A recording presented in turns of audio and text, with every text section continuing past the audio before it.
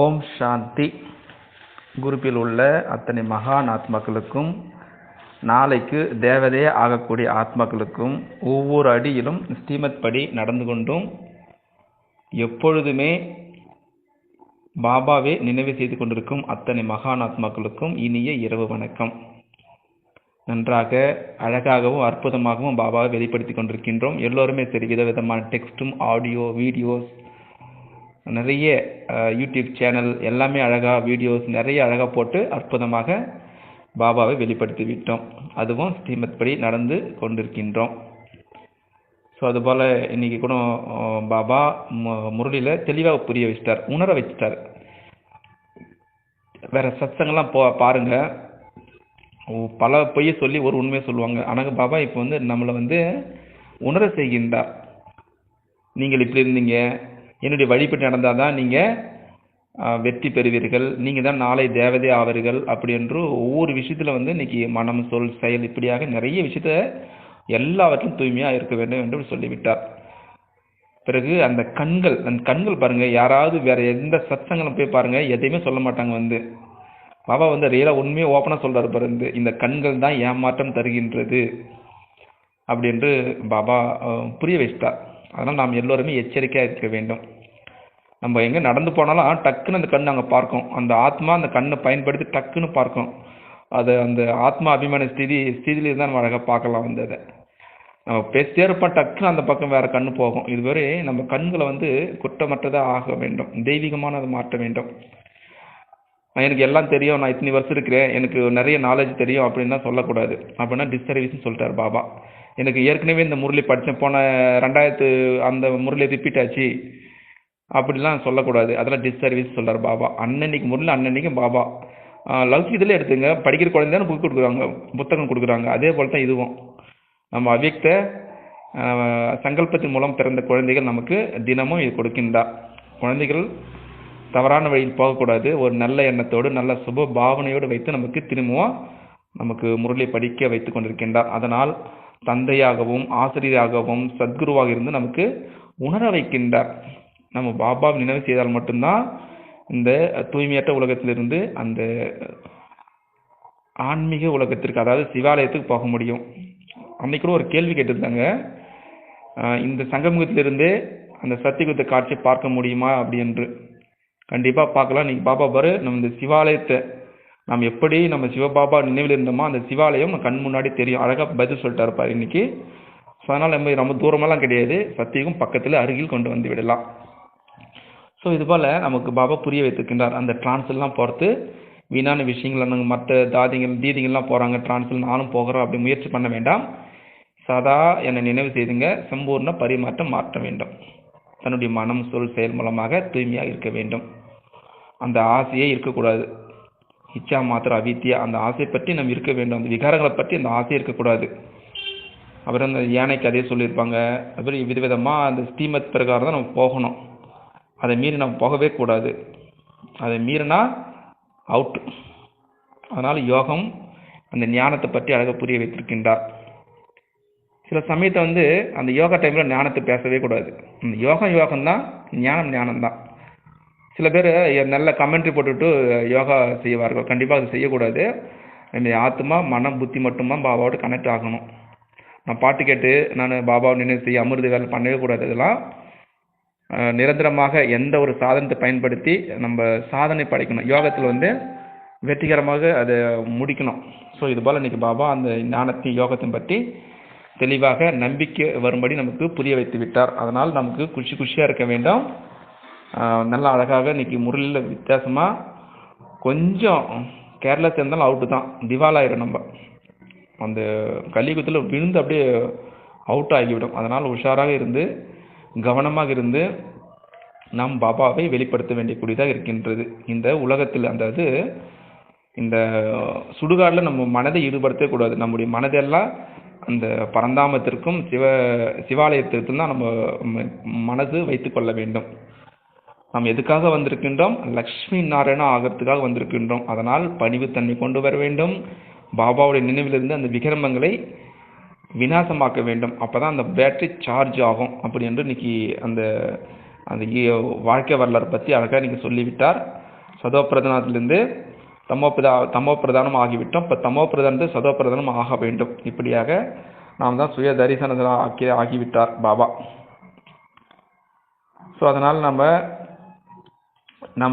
சங்கமுகத்தில் எது வரைக்கும் நம்ம அந்த பாபாவுடைய பொக்கிஷங்கள் கஜானாவை நிரப்பியிருக்கிறோம், நம்முடைய புத்தியில் நம்முடைய யாத்திரை தூய்மையாக இருக்க வேண்டும். நாம தான் பாபா கூப்பிட்டோம். கண்டிப்பாக எல்லா அபிக்கைகளும் பாருங்கள், நம்ம கூப்பிட்ட பிறகு தான் பாபா நம்ம செலக்ட் பண்ணியிருப்பார். அது இயற்கையாக அமைஞ்சிருக்கும். நாம தான் இப்போ வருங்கால அந்த சிவாலயத்திற்கு போகக்கூடிய அந்த போதல் இருக்க வேண்டும். ஸோ இப்படியாக இன்னைக்கு முறையில் வித்தியாசமாக சொல்லிவிட்டார் பாபா. நம்ம நினைவு யாத்திரையில் தபஸ்யா செய்து விக்கிரமங்களை விநாசமாக்க வேண்டும். ஸோ அதுபோல் இன்னைக்கு பாபா முரளியில் அந்த ஞானம், பக்தி, வைராக்கியம் வீத்திராக்கியம் அப்படி என்று நல்லா அதெல்லாம் புரிய வைத்து விட்டார். இந்த ஆத்மா இந்த சரீரத்திலிருந்து விடுபட்டு வெளியே போகணும், லைட்டாக போக வேண்டும். அதனால் இந்த ஸ்ரீமத்தில் ஒரு பொழுதும் நம்ம அலட்சியமாக இருக்கவே கூடாது, எச்சரிக்கையாக இருக்க வேண்டும். எந்த ஒரு விதிமுறைக்கும் எந்த ஒரு புறம்பான விஷயம் எதை செய்யக்கூடாது. நம்மளுடைய புத்தி எப்பொழுதும் பாபாவிடம் மட்டும்தான் இருக்கணும். அதனால் எப்பொழுதெல்லாம் நேரம் கிடைக்கிறதோ அந்த சுகமானம் என்ற சீட்டில் உட்கார்ந்து கொண்டு எப்பொழுதுமே நான் சிரேஷ்டமான அந்த நினைவை கொண்டு வர வேண்டும். அதே போல் நீங்கள் ஸ்லோகங்கள் கூட சொல்லியிருப்பாரு, அந்த சாட்சி சிதியில் இருக்குன்னு சொல்லியிருக்காரு. எப்பொழுதும் எப்படி பாபா பரந்தாமத்தில் அந்த பரந்தாம என்ற சீட்டில் உட்காந்துக்கிட்டு தில்லாராம் எப்படி இருக்கிறாரோ, நாமும் கூட அவருடைய நினைவிலிருந்து அந்த அன்பில் மூழ்கி இருக்க வேண்டும். ஆமாம், அந்த ஆத்மா ஆகணும் அப்படின்னு சொல்லிவிட்டார். ஸோ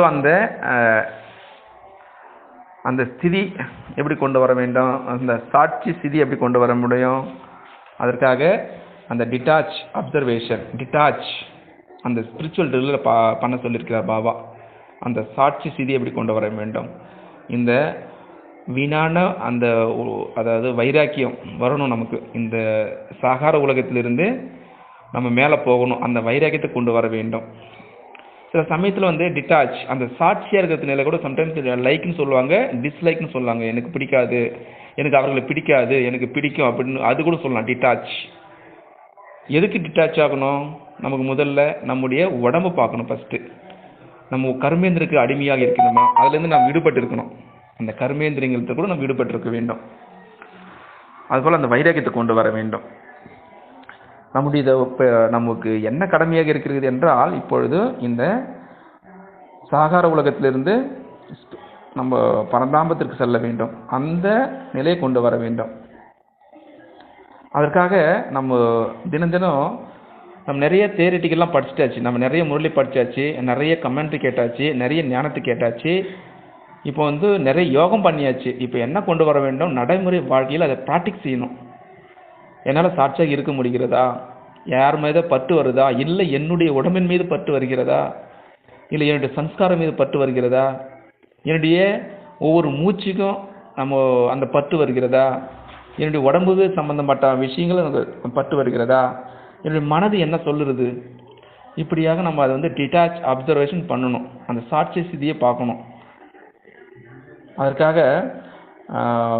நம் நடைமுறையில் வாழ்க்கையில் இந்த ப்ராக்டிஸ் பயிற்சி செய்ய வேண்டும். முதல்ல என்ன நம்ம பயிற்சி செய்ய வேண்டும் என்றால், நம்முடைய மூச்சு அப்படியே உள்ளே இழுக்கணும், அப்படியே வெளியே விடணும். அந்த சமயத்தில் நம்முடைய எண்ணங்கள் எப்படி வருதுன்னு பார்க்கணும். அந்த மூச்சில் நம்ம என்னென்ன பண்ணுறோம், இப்படி இழுக்கும் போதில் அந்த நம்முடைய மனநிலை எப்படி இருக்குது பார்க்கணும். வெளியே விடும்போது அந்த மூச்சு விடும்பொழுது எப்படி நம்முடைய மனநிலை இருக்குது. அதனால் கம்பல்சரியாக நாம் அந்த ப்ராக்டிக்ஸை செய்ய வேண்டும். ஒவ்வொரு நம்ம சமைக்கும் போதும் சரி, நம்ம நடக்கும்போதும் சரி, நம்ம படுக்கும்பொழுது கூட அந்த மூச்சை நம்ம இழுத்துட்டு அப்போ என்னுடைய மனநிலை எப்படி இருக்குது என்று பார்க்க வேண்டும். பிரித் அப்போ பாசிட்டிவான எண்ணங்கள் வருதா, நம்ம பஸ்ஸில் ட்ராவல் போகும்பொழுதும் எப்படி வருது, நம்ம பாட்டு கேட்குறோம், அந்த இதமான ஒரு பாட்டு கேட்கும் போதுல அப்போ அந்த ஆழ் மனதில் பதியும் அதெல்லாம். அதனால தான் முரளி அடிக்கடி பாபா நமக்கு ஒவ்வொரு நிமிஷம் எடுத்து படித்து பாருங்கள் அப்படின்னு சொல்லுவார். காலையில் நிறைய பேர் என்ன பண்ணுவாங்கன்னா, நிறைய முரளி 5 தடவை படிப்பாங்க, ஈவினிங்கு சுலோகன் கேட்டோன்னா கம்ப்ளீட்டாக மறந்துடுவாங்க. ஸோ அதனால் நம்ம ஒவ்வொரு மூச்சுக்கும் அந்த முரளியை அந்த என்ன இன்றைக்கி பாபா பாயிண்ட் சொன்னார், இன்றைக்கி என்ன தலைப்பு சொன்னார், இன்றைக்கி என்ன கேள்வி கேட்டார், இன்றைக்கி என்ன தானம் சொன்னார், அப்படின்ட்டு அடிக்கடி அசை போட்டுக்கிட்டே இருக்கணும். வந்து அந்த மூச்சுக்கு நம்ம என்ன பண்ணால் அந்த நினைவை ஊட்டிக்கிட்டே இருக்கணும். அப்போ தான் அந்த சப்கான்ஷியஸ் மைண்டு அந்த உள்ளுணர்வு கொண்டு வர முடியும். அப்படி கொண்டு வந்தால் அந்த நடைமுறை பயிற்சியை அந்த தேவையில்லாத எண்ணங்களை நம்ம கழிக்கலாம். அதே போல் நம்ம எங்கே இருந்தாலும் சரி, இப்போது நம்ம சென்டருக்கு போகிறதுக்கு இடையில கூட நம்ம டைம் வேஸ்ட் பண்ணக்கூடாது. அந்த டைமில் ஒரு பாட்டு கேட்கணும், அந்த இதமான அந்த நேச்சரை நம்ம ரசிக்கணும். அப்படி ரசிக்கும் பொழுது அது சப்கான்ஷியஸ் மைண்டு உள்ளே போயிட்ட பிறகு காலையில் அமிர்த வேலை சக்திசாலியாக அது நினைவுக்கு வரும். அதை தான் கொண்டு வர சொல்கிறார். அந்த மூச்சு நாம் வந்து பயிற்சி செய்ய வேண்டும். அதாவது அந்த பயிற்சி வந்து விடாது 1 மணி நேரம் நம்ம செய்து பார்க்க வேண்டும். மூச்சு விடணும், வெளியே விடணும். அந்த டைமில் வந்து நம்ம முரளி சென் பாயிண்ட் பண்ணணும். ஸோ இப்படியாக நினைவு அந்த ஞானத்தை கொண்டு வர காலையில் அமிர்த வேலையில் சக்திசாலியாக கொண்டு வந்தால் நம்ம அந்த நிலையை நம்ம கொண்டு வரலாம். அந்த சாட்சி சிதியை கொண்டு வரலாம். மூச்சு உள்ளே இழுக்கும்போது சாட்சியாக இருந்து பார்க்கணும். என்னென்ன எண்ணங்கள் வருது, என்னென்ன தேவையில்லாத எண்ணங்கள் வருது, பாபாவுடைய நினைவுக்கு வருகிறதா அப்படின்னு சோதனை செய்து பார்க்க வேண்டும். நடைமுறையில் கொண்டு வந்து பார்க்க வேண்டும். அதுதான் உண்மையான நான். இன்னைக்கு கூட வரதான சொன்னாங்க, சுகமான சிரேஷ்ட சுகமானதாரி சொல்லியிருக்காரு. அந்த ஒவ்வொரு மூச்சுக்கும் நம்ம பார்க்கணும். நான் பரம பவித்திரமான ஆத்மா, நான் மாஸ்டர் சர்வசக்திவான் ஆத்மா, நயம் ஆத்மா, ஐஎம் திஸ் அப்படின்னு சொல்லிட்டு அந்த ப்ராக்டிஸ் கொண்டுகிட்டே வரணும். அந்த மூச்சு விடவே கூடாது. பிறகு 2வது ஒரு முக்கியமான இருக்குது, நம்முடைய உடல், நம்முடைய பாடி பாருங்கள். எங்கேயாவது ரொம்ப பெயினாக இருக்குது, அப்போ முகம் வந்து காட்டி கொடுக்கும். கை வலிச்சுதுன்னா முகம் வந்து அழகாக காமிச்சு கொடுக்கும். அப்போ எப்படின்னா அதை நம்ம முழு பாடி நம்ம ஸ்கேன் பண்ணணும். எங்கெங்கே வீக்காக இருக்குது, அந்த இடத்துல வலி இருந்ததுன்னா அதுக்கு தகுந்த நம்ம டேப்லெட் கொடுத்து சரி பண்ணணும். இப்போ ஹார்ட் ப்ராப்ளம் இருந்ததுன்னா நம்ம உள்ள வலிக்குது, ஆனால் முகத்தில் சிரிச்சுக்கிட்டு இருந்தால் அது கண்டிப்பாக அது பாபா ஏற்றுக்கொள்ள மாட்டா, நமக்கும் ஏற்று வராது. அதனால் முழு பாடியும் எங்கெங்கே வீக்னஸ் இருக்குது, எங்கெங்கே பலவீனமாக இருக்குது, முதல்ல தலையை பாருங்கள். அங்கே தலை வலிக்குது, அங்கே வந்து பாபாவுடைய சக்திகளை கொடுக்கணுங்க. நம்முடைய கண்களை பார்க்கணும், நம்முடைய வாய்களை பார்க்கணும், நம்முடைய நெக் பின்னாடி பேக்கில் பாருங்கள் எங்கே வீக்னஸாக இருக்குது. முன்னாடி பாருங்கள், நம்முடைய கால்களை முழுவதும் ஸ்கேன் பண்ணணும். எங்கெங்கே வலிக்குது அப்படின்னு முழுவதுமாக ஸ்கேன் பண்ணி பாபாவுடைய நினைவு சக்தியை அந்த யோகத்தின் மூலமாக அந்த சக்திகளை நிரப்பும் பொழுது உடம்பு முழுவதும் அந்த உடம்பு கண்டிப்பாக அந்த பெயின் எல்லாம் போய்விடும்.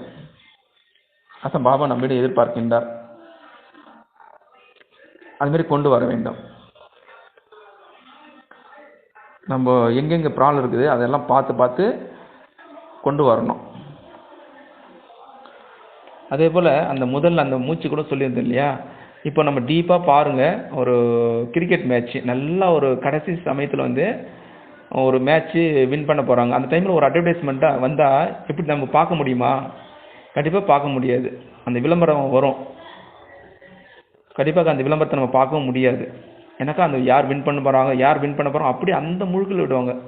அதனால் நம்ம ஒவ்வொரு அந்த மூச்சுக்கு நம்ம பார்க்கணும், அந்த கொண்டு வரணும் அந்த நிலையை. அதே போல் நம்ம பாடி கூட சொன்னோம் இல்லையா, உடம்பு அந்த முழுவதுமாக எங்கெங்கே வலி இருக்குது அதை செக் பண்ணி சோதனை செய்து நம்ம முன்னேற வேண்டும்.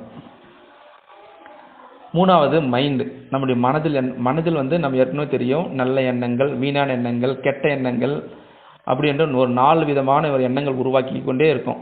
அதை நம்ம செக் பண்ணிக்கினே வேணும். எந்த எண்ணங்கள் வருது, நல்ல எண்ணங்கள் வந்தால் அதை சோதனை செய்து நடைமுறையில் கொண்டு வர வேண்டும். அந்த எண்ணத்தினுடைய அந்த தாட் அப்படி வந்து நம்ம ப்ராக்டிக்கலை கொண்டு வர வேண்டும். மைண்டு. கடைசியாக சன்ஸ்காரம். சம்டைம்ஸு இந்த சன்ஸ்காரம், பழைய சன்ஸ்காரம் வந்து எமர்ஜி ஆகிட்டு அந்த புத்தி கூட அப்படியே வந்து அமுக்கி விட்டுரும். அதனால் அதில் ரொம்ப டீப்பாக போகக்கூடாது. பழசு தான், அது போனது திரும்பி வர முடியாது, அது கொண்டு வர அது வந்து ஒரு பயணத்தும் ஆகாது. அதனால் அந்த டீப்பான சன்ஸ்காரத்தை பாருங்கள். நம்ம ஒரு 5வது படிக்கும் போதில் கூட இப்போ பசுமையாக அந்த ஞாபகம் வரும். அது வந்து நம்ம இந்த புருஷார்த்தத்துக்கு கெட்டுட்டு போயிடும் அப்படி. அதனால் பழைய சன்ஸ்காரத்தில் அது வந்துச்சுன்னா கூட பாபாட்ட ஒப்படைச்சிட்டு இது நடந்து போன விஷயம், அந்த டீப்பான சன்ஸ்காரத்தை அந்த உட்காந்து அந்த தபஸ்யால் உட்காந்து நம்ம சோதனை செய்து பார்க்க வேண்டும். அந்த சாட்சி சிதியில் பார்த்தா அந்த பழைய சன்ஸ்காரத்தில் எமர்ஜி செய்யலாம். எமர்ஜி செய்து பாபாட்ட ஒப்படைத்து விட்டு நாம் ஃப்ரீயாக லைட்டாக ஆகிவிடலாம். அதுதான் வந்து அந்த சாட்சி சிதியை வந்து நம்ம கொண்டு வர சொல்லியிருக்கின்றார் பாபா. அதற்காக 4 விஷயங்கள் இருக்கிறது. அதாவது நம்முடைய மூச்சு, பிரெத்து, நம்முடைய உடல், நம்முடைய மைண்டு, பிறகு சம்ஸ்காரம். இது 4 நம்ம அடிக்கடி உட்கார்ந்து ஒவ்வொரு மூச்சுக்கும் நம்முடைய எண்ணங்கள் எப்படி வருகிறது, நம்ம பாபாவுடைய கனெக்ஷன் இருக்கிறோமா, நினைவு வருகின்றதா அப்படி என்று ஒவ்வொரு மூச்சுக்கும் இழுத்து இழுத்து பார்க்க வேண்டும். உள்ள விடும்போது பாபா நினைவு வருதா, வெளியே விடும்போது என்னென்ன எண்ணங்கள் வருது, நம்முடைய உடலை ஒத்துழைக்கின்றதா, நம்முடைய மனது என்ன சொல்ல வருகிறது, அந்த மனதினுடைய பேட்டர்ன், அந்த என்னென்ன எண்ணங்கள் வருகிறது அப்படி சோதனை செய்து பார்த்து பார்த்து நாம் இந்த சாட்சி சீதிலிருந்து நம்ம பாபாவுடைய அன்பில் மூழ்க வேண்டும். பழைய சம்ஸ்காரம் வருகின்றதா, இப்படியாக நாம் அந்த சோமான் என்ற சிரேஷ்டமான சிதில் இருக்கும்பொழுது கண்டிப்பாக இந்த சங்கமுகத்தினுடைய பாபாவுடைய அருகில் சென்று விடலாம். அப்படி அருகில் சென்று விடும்பொழுது அந்த சிவாலயம், அந்த பரமாத்மா உருவாக்கக்கூடிய அந்த சிவாலயத்தில் அருகில் கொண்டு வந்து விடலாம். நாம் எல்லோருமே சரி, அந்த ஸ்ரீமத்துக்கு உட்பட்டு நாம் எல்லோரும் நடக்க வேண்டும். அதன் நிலையை கொண்டு வந்து விடலாமா? சரிதானே? அச்சா, ஓம் சாந்தி. எல்லோருக்கும் இனிய இரவு வணக்கம். மீண்டும் சந்திக்கலாம் நாளை காலை அமிர்த வேளையில் பரிசாவனுடைய ராஜ்யத்தில். ஓம் சாந்தி.